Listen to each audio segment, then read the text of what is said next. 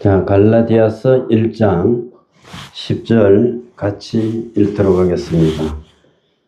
이제 내가 사람들에게 좋게 하랴, 하나님께 좋게 하랴, 사람들에게 기쁨을 구하랴. 내가 지금까지 사람들의 기쁨을 구하였다면 그리스도의 종이 아니니라. 아멘.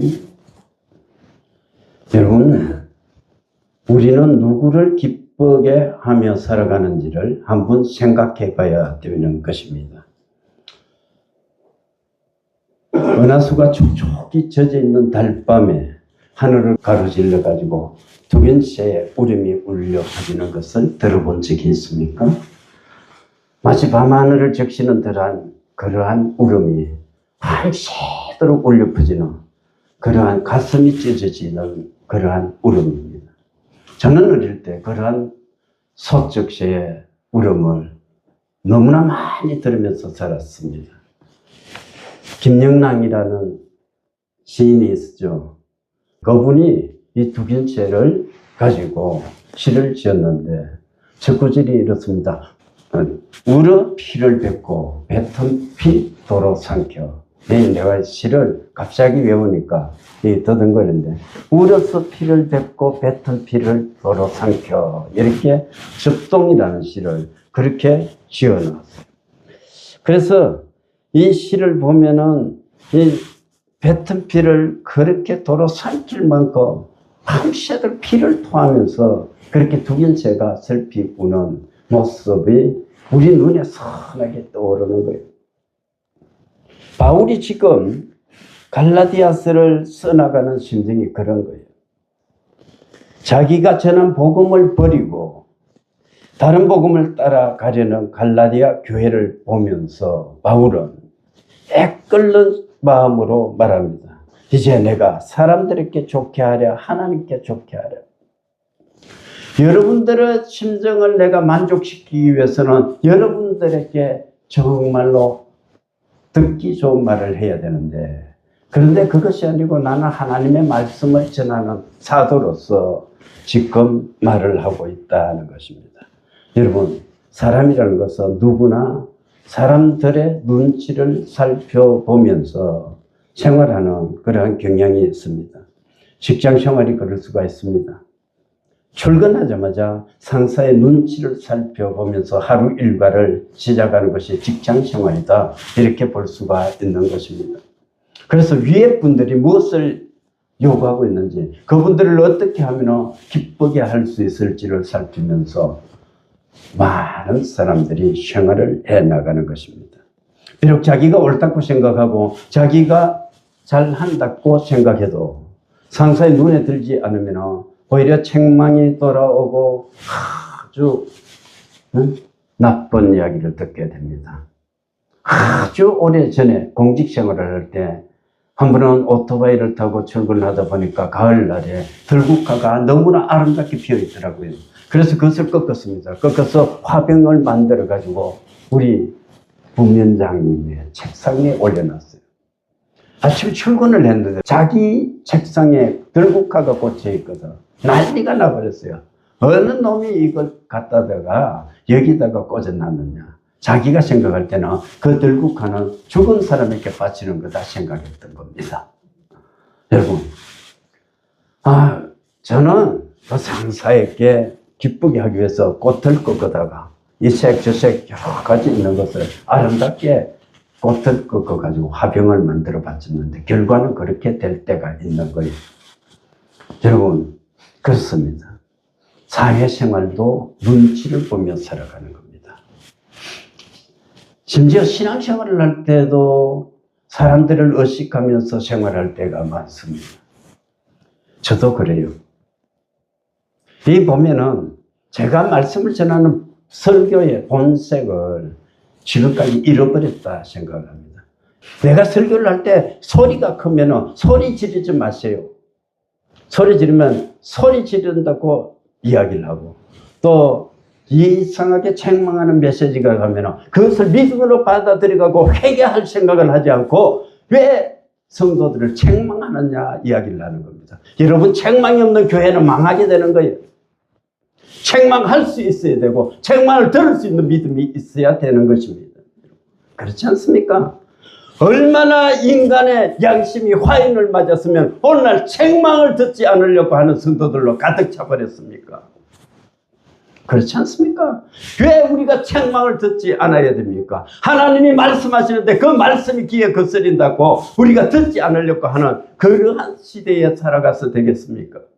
우리는 하나님 앞에 겸허해야 돼요. 책망이 떨어지면 그 책망의 말씀을 가지고 내가 회개하면서 하나님 앞에 나올 수 있는 믿음이 있어야 되는 것입니다. 주의를 지키려 하면 주의를 지킬 수 있어야 되는 것입니다. 예배를 중시하려면 예배를 중시할 수 있는 믿음이 있어야 성도라고 이야기할 수 있는 것 아닙니까?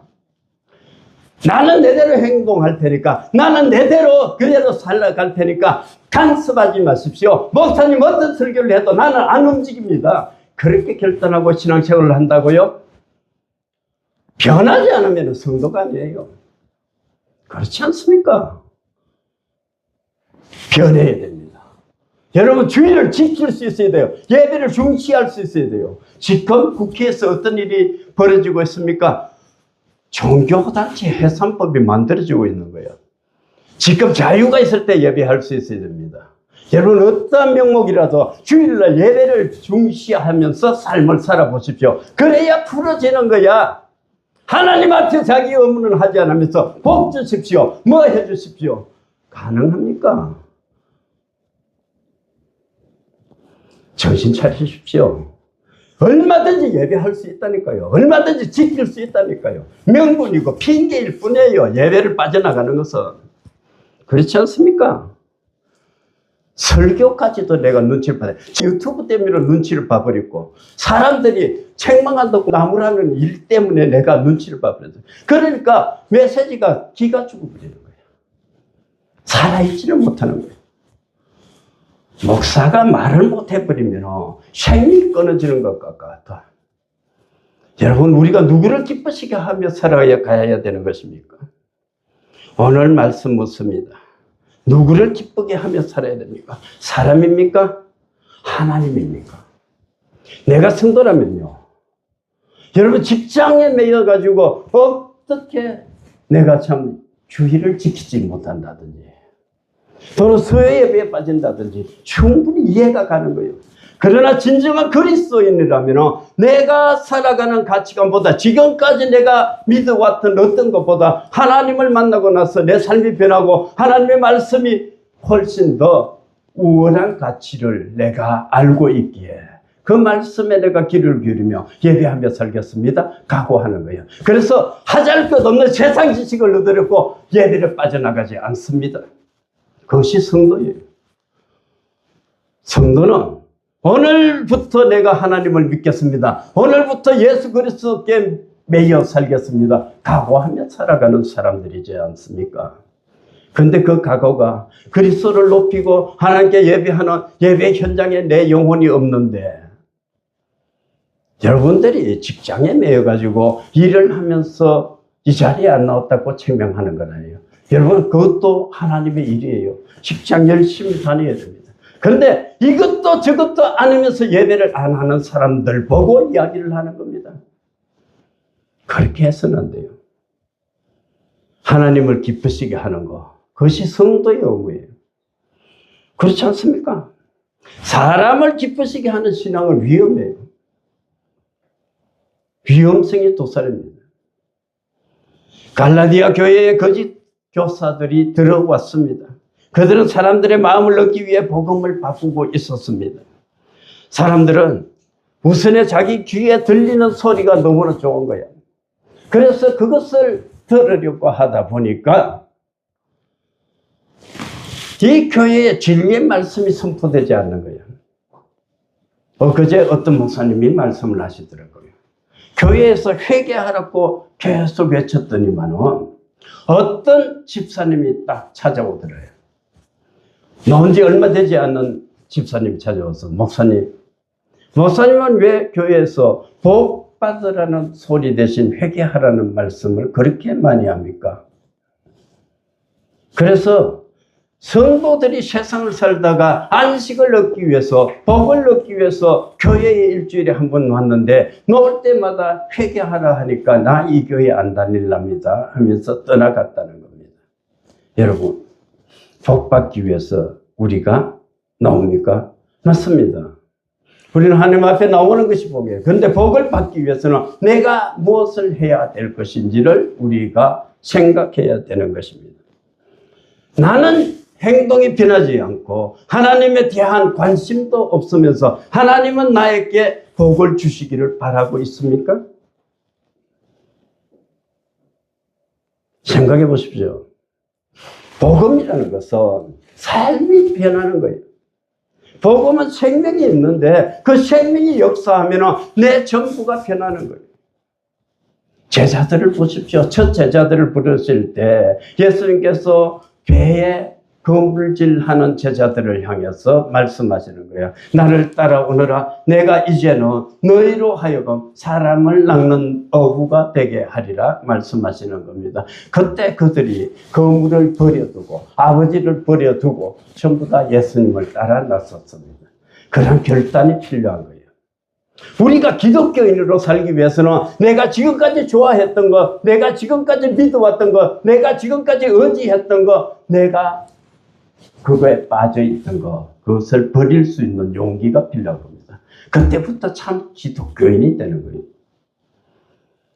내가 하나님의 말씀보다 더 가치를 우위에 두고 그것만 하면 내 삶이 나아질 것이야, 그것만 차지하면 나는 괜찮아질 것이야 생각한다면 여러분 다시금 하나님 앞에 무릎을 꿇으십시오. 하나님, 내가 지금까지 우상 숭배하며 살아서는 안 되는데 하나님보다 더 사랑하는 것들이 내게 너무나 많았습니다 하고 회개해야 될 줄 믿습니다.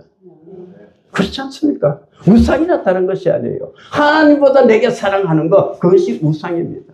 돈일 수도 있습니다. 명예일 수도 있습니다. 권력일 수도 있습니다. 여러분, 그러한 것들이 우리 신앙을 방해한다면 담대히 물리칠 수 있는 용기가 필요한 거예요. 신앙은요, 섞이지 않는 거야. 순수성이 있어야 돼요. 내 신앙이라는 것은 불로 연단한 은과 같아서 재련소에 들어갔다 온 은도가니 그 속에서 100번을 구워낸 그러한 은과 같이 보석과 같이 정말 순결한 영혼으로 하나님 앞에 설 수 있는 그러한 사람의 신앙이 되어야 되는 것 아닙니까? 정금과 같이 되어서 우리가 나와야 되는 겁니다. 갈라디아 사람들은 사람들에게 듣기 좋은 복음, 부담 없는 복음, 인기 있는 복음을 원했습니다. 그런데 오늘 바울은 이야기하는 거예요. 내가 그런 데 맞춰서 말씀을 전하려고 했다면 그리스도의 종이 아니다 이야기하는 겁니다. 무엇을 기준으로 삼으며? 하나님의 말씀을 기준으로 삼습니다. 이 말씀을 선포할 때 하나님이 어떻게 생각하실까? 내 삶을 통해서 하나님은 어떻게 말씀하고 계실까? 나는 하나님의 기쁨이 되어 쓰임받고 있는가? 이것이 기준이 되었습니다. 여러분, 우리가 삶을 지금까지 살아올 때 저도 마찬가지입니다만 여러분도 지금 조용히 생각해 보십시오. 내가 사람을 어찌가며 신앙생활을 하려 했구나. 아니면 하나님을 정말로 내 마음 중심에서부터 높이면서 살아가려고 노력했구나. 그 두 가지 중에 우리가 한 가지에 속해 있지 않겠습니까? 이제부터 여러분 하나님을 기쁘시게 하는 삶을 살 수 있기를 바랍니다. 사람을 기쁘게 하려고 하면 복음이 약해지는 겁니다. 진리가 변질되어지는 것입니다. 결국은 신앙이 무너집니다. 여기서요, 목사가 이야기를 하는데 자기 생각을 그대로 가지고 이야기하면 곤란해져. 그렇지 않습니까? 이것은 틀렸습니다. 이렇게 오십시오. 아니요, 나는 안 할 거예요. 나는 다음에 할 거예요. 여러분 지금 전부 다가 그렇게 이야기해버리면 어떻게 신앙생활을 우리가 해나갈 수 있어요? 이끌어갈 수가 있어요? 이것이 제가 여러분에게 이야기하는 것은 손해 가게끔 한 적이 한 번도 없는 거예요. 전부 다 이렇게 하는 게 좋습니다. 이렇게 하면 복을 받습니다. 이렇게 할 때 하나님이 기뻐하십니다. 이렇게 말하거든요. 그런데 내 자아가 너무나 살아있는 거야. 아직도 세상이 이게 좋은 거야. 예수 믿는 것이 부담스러운 거야. 예수를 믿으려고 하니까 내가 지금까지 좋아했던 것을 버려야 되는 거야. 그것이 용기가 살아나지 않는 거야. 그러니까 시키면 시키는 것도 목사님 다음에 할게요. 이 소리가 나오는 겁니다. 여러분 예수 아니까 할 수 있어야 돼요. 성경 말씀 안에서 거하고 성경 말씀을 따라서 살아갈 수 있어야 되는 것입니다. 그렇게 살아야 돼요. 이것이 기준이라니까요. 여기 진리가 있다니까요. 여러분 성경을 한 번도 읽어보지도 않고 성경 말씀에 진리가 있는지 없는지 어떻게 알아요? 그러니까 모르니까 알아야 될 것 아닙니까? 알아야 되는데 안 읽어. 일주일에 한 번 설교 듣고 집에 가는 거야. 그리고 나서 다음 주에 여기 옵니다. 1년에 몇 분 들어요? 한 50분 들어. 그 말씀 가지고 신앙생활을 하려는 거야. 어떻게 신앙생활이 유지가 될 수가 있습니까? 그래, 이 지식이라는 것은 항상 주워드는 것밖에 없는 거야. 지식이 없으니까 사람들이 말하는 것이 전부 다 옳게 여겨지는 거야. 그래서 때로는 해괴망측한 소리가 들려와도 그 말씀이 옳은갑다 싶어서 그리 귀를 기울이고, 어떨 때는 진리 말씀 아닌 다른 것들을 이야기하면 그쪽으로 따라가는 그러한 사람들이 종종 있는 것입니다. 여러분, 십자가가 없는 복음, 성공만 강조하는 복음, 그런 복음은 사람이 듣기에는 편할 수가 있습니다. 그러나 영혼은 살아나지 않아요. 저도 여러분을 기쁘시게 하기 위해서는 얼마든지 좋은 말을 할 수 있습니다. 오늘 여러분들의 얼굴을 보니까 해와 같이 빛납니다. 지난 일주일 동안 여러분이 너무나 수고하셨습니다. 이제 예수께서 여러분에게 말씀하십니다. 수고하고 무거운 짐진 자들아 다 여기 오늘아 내가 너희를 쉬게 할 것이다 말씀하셨습니다. 여러분 무거운 짐들을 여기 편안히 내려놓으십시오. 하나님은 사랑하시는 이에게 잠을 주신다 하시니까 여러분 잠이 오면 그대로 누워 자십시오. 얼마나 듣기 좋습니까? 잠이 오는데 평안히 누자는데 누자라 하면 얼마나 듣기 좋습니까? 그러나 그런 영혼이 살아나지 못한다니까요. 일주일 동안 성경 한 줄도 안 보고 있다가 여기 와서 졸고 가는데 어떻게 말씀이 살아날 수가 있습니까? 그 영혼이 죽는 거예요. 내가 이런 이야기를 하는 것은 그 영혼이 불쌍하기 때문에 이 이야기를 하는 거야. 버려두면 죽거든. 버려두면 지옥 가거든요. 그런데 지옥도 믿지 않고 천국도 믿지 않으니까 이러한 말씀을 귀에 새겨서 들으려고 노력을 안 하는 거예요. 노력을. 그래서 되겠습니까? 노력할 수 있어요. 제가 이런 설교를 할 때, 이렇게 고함을 지를 때, 불과 보름 전에 저거 쓰러졌잖아. 그런 사람이 이렇게 또 고함을 질러. 그렇다고 내 병이 다 나았냐? 의학적으로는 아무런 이상이 없지만 저도 아픈 데가 있는 거야. 그러면서 불구하고 이렇게 고함을 지를 때 제 마음이 편하겠습니까? 저도 속이 쓰리다니까요. 또 제가 이런 설교를 할 자격이 있나 되돌아보면 그렇지 않아요. 여러분에게 이야기했다시피 저도 직장생활을 할 때 내가 교회에서 앙수 집사다. 그러면서도 술도 먹었고 온갖 짓을 다 해버렸어. 그래서 한 분은 도청에 있을 때 나는 술을 주는 대로 먹는데 여직원이 하나 있는데 자기 교회에 놓는 거예요. 집사가 아니었는지도 몰라요. 그런데 교회 다니면서 끝까지 그 술 한 잔을 거부하는 거예요. 지금 생각해보면 그 여직원에게 얼마나 내가 미안한지 몰라요. 그리고 내가 얼마나 잘못했는지 몰라요. 그때 나는 사람들에게 칭찬을 받았던 거야. 예수를 믿어도 당신처럼 그렇게 믿어야 돼. 교회 가서는 열심히 하고 또 술을 마실 수 있을 때는 같이 술 마셔주는 거. 그래서 누구와 어울릴 수도 있고 누구든지 편안해질 수 있는 그런 사람이 되는 것이 바람직한 거야. 그 사람들이 나에게 그렇게 칭찬을 했어요. 저는 그래서 총망받는 사람이었습니다. 사람들로부터도 별로 적이 없었고요. 하고 싶은 대로 내가 다 해줬으니까. 하나님 앞에서도 성경 구절 몇 절을 내가 외우고 있고 신앙이 반듯한 것 같고 주일날도 출석을 잘했고요. 그러니까 얼마나 내가 신앙생활을 잘하는 것 같습니까? 그런데 세월이 지나 보니까 그것이 회환이 되는 거야. 내가 그때 왜 그리스도의 말씀대로 살지 못했던가. 이것이 후회가 되는 겁니다. 그것이 두고두고 내 가슴을 찌르는 거예요. 나라는 존재는 안수 집사라고 했으면서도 그 이름 없는 여직은 하나의 초신자보다도 내가 더 못한 신앙생활을 했었구나. 그러면서도 나는 가시가며 살았구나. 나는 교회에서 중책을 맡았구나. 이런 것들을 생각할 때 갈갈이 가슴이 찢어지는 거예요. 그런데 그러한 전철을 여러분이 같이 밟지 말라고 이 말씀을 하는 겁니다. 여러분, 하나님을 기쁘시게 하는 삶의 기준이 그러면 무엇이겠습니까? 첫 번째로 보면 말씀을 기준으로 삶을 살아가야 되는 것입니다. 기독교인들의 삶의 기준은 사람의 생각이 아니고 하나님의 생각입니다. 하나님의 생각은 이 성경 말씀에 기록되어 있습니다. 따라서 우리는 이 성경 말씀을 읽을 때 지금 살아계신 하나님이, 지금 다스리는 하나님이, 우주 만물을 다스리는 하나님이, 내 생명을 주관하신 하나님이 나에게 지금 이 말씀을 하고 계신다는 믿음으로 한 절 한 절을 정말로 가슴에 새기면서 읽어야 될 줄 믿습니다. 아멘. 두 번째는 보면은 복음을 부끄러워하지 않는 거예요. 복음을 부끄러워하지 않으시라. 내가 복음을 부끄러워하지 아니하노니. 바울이 로마서 1장 16절에서 그렇게 말씀하고 있습니다.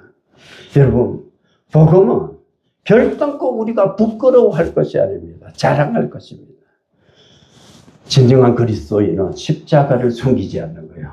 내게 십자가에 그 놀라운 그리스도 예수의 사랑이 있습니다. 이것을 고백하는 거예요.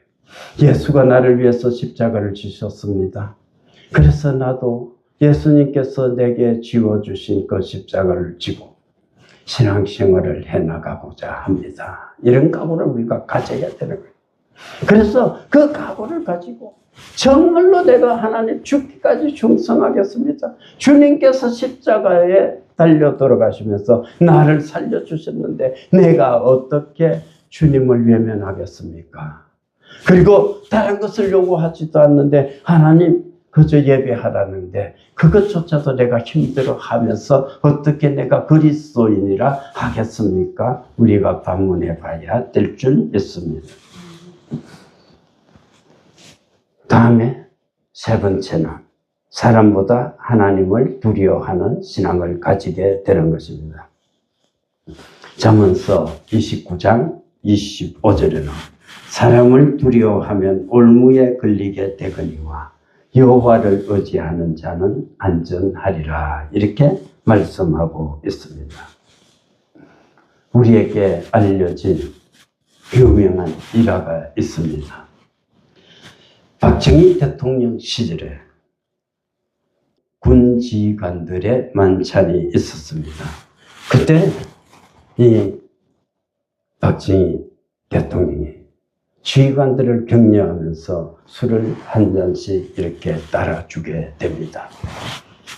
그때 나희팔이라는 장군이 있었습니다. 그 장군은 어떻게 했나? 각하, 나는 술을 마시지 못합니다.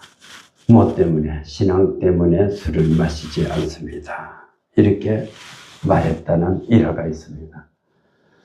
대통령이 이 술을 권하는데 그 자리를 거절할 수가 없는 거야. 잔을 받는 것이 예의다 생각할 수가 있습니다. 그러나 이 나이팔 장군은 그것을 거절했던 것입니다. 사람보다 신앙 양심과 하나님을 먼저 선택했던 것입니다. 저도 현직에 있을 때 비급했던 날들이 참 많았어요. 간부로 있을 때 술을 좋아하는 군수가 간부들을 초청을 합니다. 그래서 그 술을 너무나 좋아하니까 큰 클래스에 이 잔을 한 잔씩 돌리게 되는 것입니다.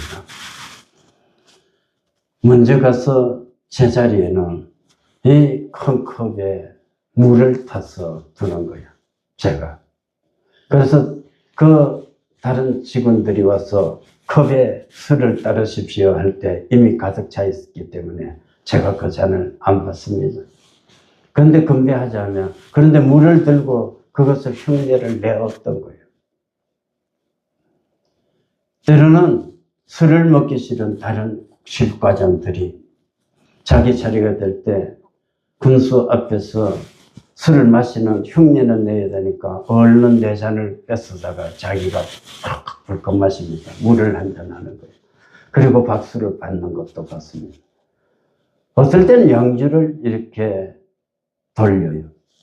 근데 양주를 돌릴 때는 콜라를 일정 부분 타고 거기에다 물을 타면 양주 색깔이 맞춰지는 거예요.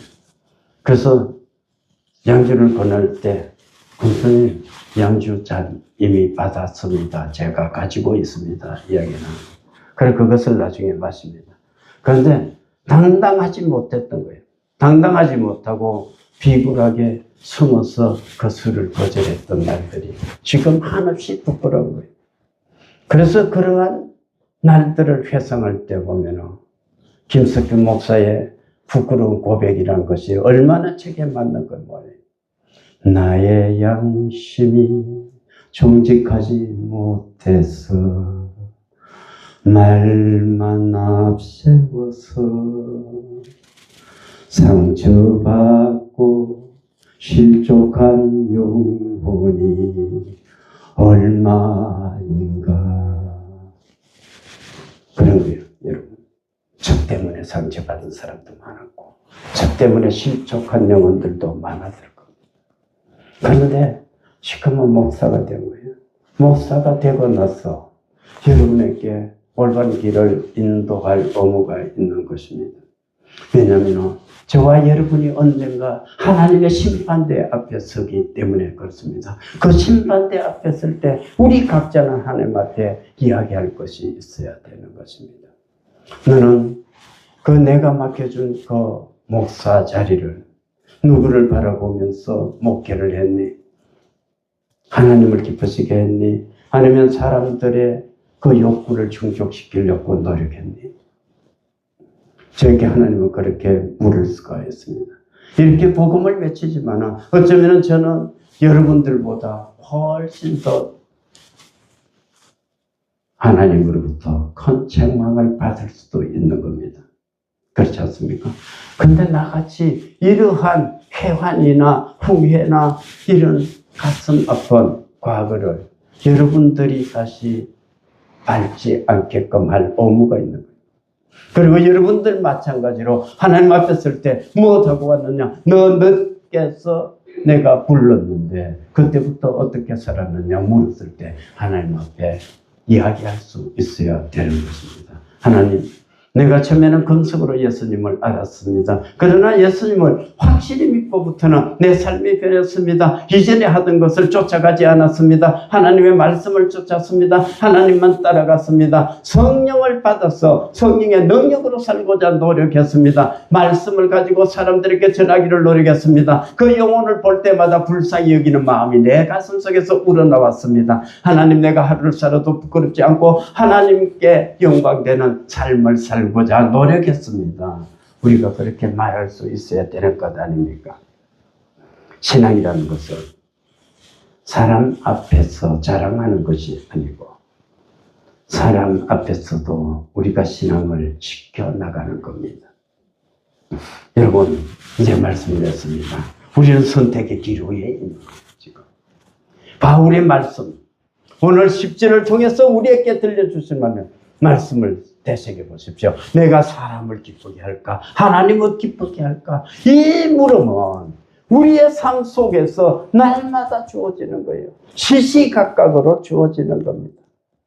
바울뿐만이 아니고 우리에게도 동일한 이러한 결정을 해야 될 때가 있습니다.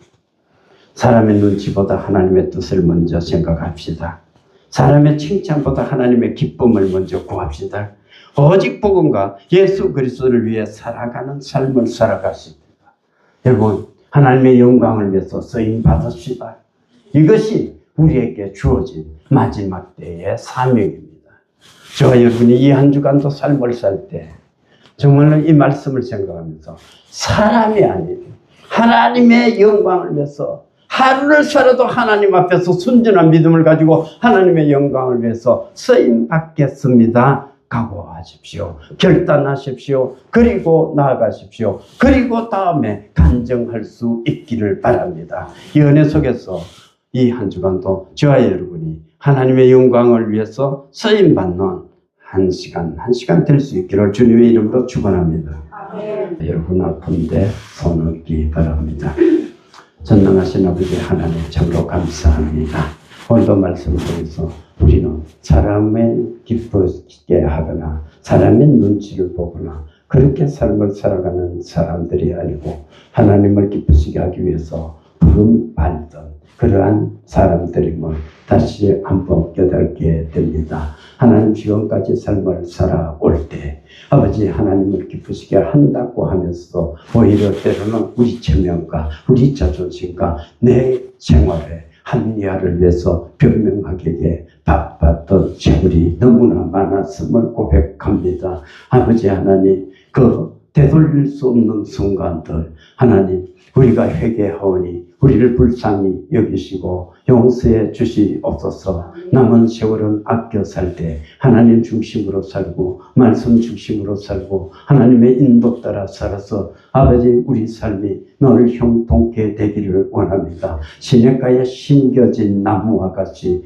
뿌리가 활착이 잘 되고 잎이 청청하고 가지가 무성하게 뻗어나가서 아름다운 열매 맺는 삶을 살기를 원하오니 아버지 하나님 우리에게 복을 내려 주시옵소서. 사랑하는 아버지 하나님 이 시간도 우리를 불쌍히 여겨 주시옵소서. 우리가 병들었습니다. 병든 육체에 우리 손을 얹었습니다. 언제나 기도에 응답해 주시는 하나님 이 시간도 하나님의 자비하심을 구합니다. 우리 가운데 임재하신 전능하신 하나님 그 임재하신 주님이 우리 환부에 안수해 주시옵소서. 우리 손을 얹혀졌을지라도 역사는 하나님이 해 주십니다. 하나님 그 옛날 모세의 손에 들렸던 능력의 지팡이가 홍해를 갈랐듯이 우리 손이 우리의 환부마다 아버지 하나님의 말씀에서 아버지 우리 손이 닿는 곳이 낫게 되고 이 말씀이 들리는 곳이 하나님의 창조 질서대로 회복되는 역사가 있기를 원하오니 지금 고쳐주시옵소서. 나사렛 예수의 이름으로 명한다. 우리 몸의 모든 세포들은 하나님의 창조 질서에 순응하라. 내가 예수의 이름으로 명한다. 모든 질병은 떠나가라. 내가 예수의 이름으로 명한다. 모든 질병은 떠나가라. 나을지어다. 나을지어다. 나을지어다. 나을지어다. 온전케 될지어다. 하나님 우리를 고쳐주시니 감사합니다. 고침받은 몸으로 뜨겁게 하나님 사랑하며 살아가게 해 주시옵소서. 하나님 이 한 주간도 하나님께서 우리 삶에 간섭해 주셔서 우리 손으로 하는 모든 영역이 복받게 해 주시옵소서. 우리 성도들이 먼 길을 오갈 때 하나님 피곤치 말게 해 주시옵소서. 사고당하지 말게 해 주시옵소서. 우리 성도들 가족까지도 보살펴 주셔서 질병에 걸리지 말게 해 주시옵소서. 가정마다 형통케 해 주시옵소서. 예수를 알아가게 해 주시옵소서. 그리스도의 인도를 받게 해 주시옵소서. 그러므로 인해서 아버지 하나님 날마다 간증거리가 넘쳐나는 삶을 살아가게 해 주시옵소서. 지금은 우리 주 예수 그리스도의 은혜와 하나님 아버지의 무한하신 사랑과 성령님의 감화 감동 교통 충만하심이 하나님을 기쁘시게 해서 하나님의 기쁨 되어서 쓰임 받아서 하나님과 동행하며 살고 하나님을 위해서 살아서 이 다음에 천국에서 하나님으로부터 칭찬받기를 소망하는 이 자리에 있는 성도들 머리 위에 가정 위에 생업 위에 이제부터 영원토록 함께 있을지어다. 아멘.